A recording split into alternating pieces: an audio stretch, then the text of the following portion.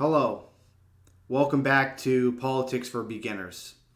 I'm in my formal dress today because I'm talking about a somber subject. This Saturday is Remembrance Day, November 11th.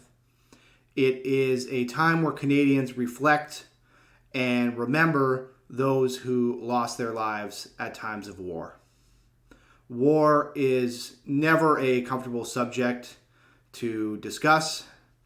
It continues to plague our society even today. It is important to remember and acknowledge the great sacrifice that the men and women in uniform have given to our country. Today's video topic is called Why Do We Remember on 11/11/11? We remember our fallen soldiers at the 11th day of the 11th month at the 11th hour.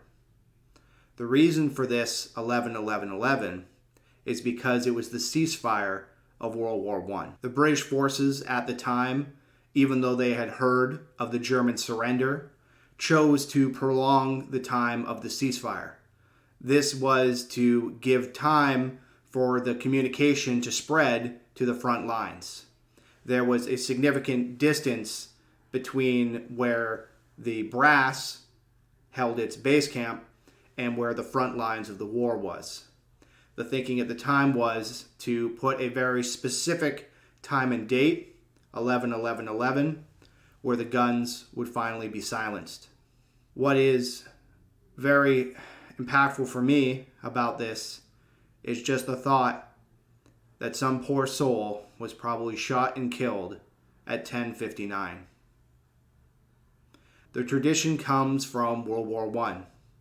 However, in modern society, Remembrance Day is a time to reflect on all wars and all of our service men and women who lost their lives and gave the ultimate sacrifice. Canadians will wear a poppy. This is because of the stories around Flanders Field. Flanders Field was a battleground in Europe which had unheard of destruction. Many people lost their lives on both sides of the war. The environment was completely destroyed, animal life was desecrated, and the only thing to come out of that sheer madness was the poppy. In Flanders Fields, the poppies grow, as the old poem says. Another story of Remembrance Day is the writing of that poem. The officer who wrote it at the time penned it in his tent as he listened to the sounds of guns below. Because he was a man of the 20th century, he acknowledged that men are not allowed to have feelings and ought to write poetry, especially in times of war. So he crumpled up the poem and threw it away. The only reason the poem is known is because his clerk, after going through his trash with the express orders to burn any sensitive information so the Germans wouldn't get it, actually read the poem and distributed it around the platoon and then throughout the nation. It has become a rallying cry and a point of remembrance for not only the First World War, but all wars. I come from a military family. My grandfather on my mother's side served in World War II. What makes my grandfather's story so impactful is that it wasn't really all that unique. My grandfather, Bill, enlisted at the age of 17, lying about his age, claiming he was 18, in order to join the war effort. He started out as a gunner, and on 2 different missions, his pilot was actually shot and killed, and he had to parachute out of a crashing airplane. By the end of the war, my grandfather had been promoted to flight lieutenant and was an officer, not because he was an educated man, but because he survived. He received many medals that he kept in a drawer, and when asked about them, merely said he didn't deserve the medals. Only the dead deserve them. He never talked about the war. I can only imagine the sheer horror that he had to witness, both as a gunner and then as a flight lieutenant, as he flew in bombers, dropping large cargo of explosives all across Europe. Remembrance Day is not a holiday. I know that many people take the day off work. Schools are shut down across the country. But the dead do not ask us to close down the economy. The dead merely ask us for a moment of silence, a moment of prayer, and a moment of remembrance.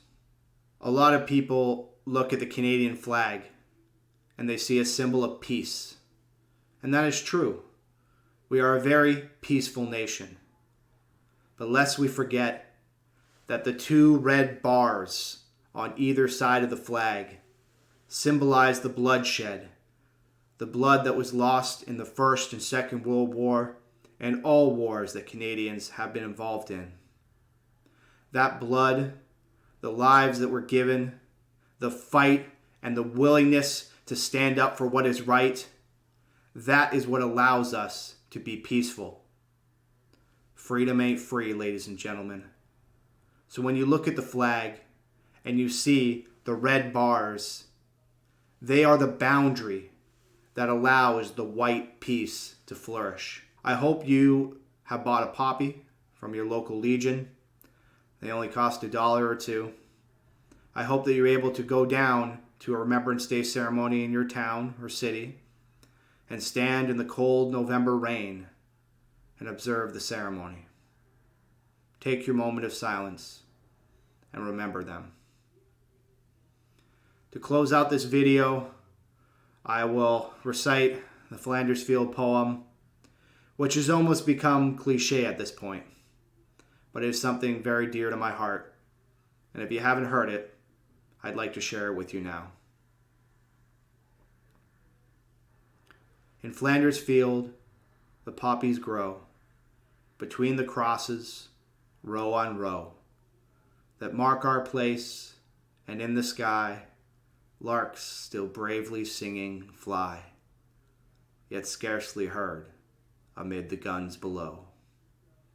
We are the dead, short days ago, we lived, felt dawn, saw sunlight glow, loved and were loved, yet now we lie in Flanders Field. Take up our quarry with the foe. To you, from failing hands we throw the torch. Be yours to hold it high. For if ye break faith with us who die, we shall not sleep, though poppies grow in Flanders Field. Thank you for listening. My name is Clinton, a regular old civilian, trying to do his part to remember those brave men and women who gave the ultimate sacrifice.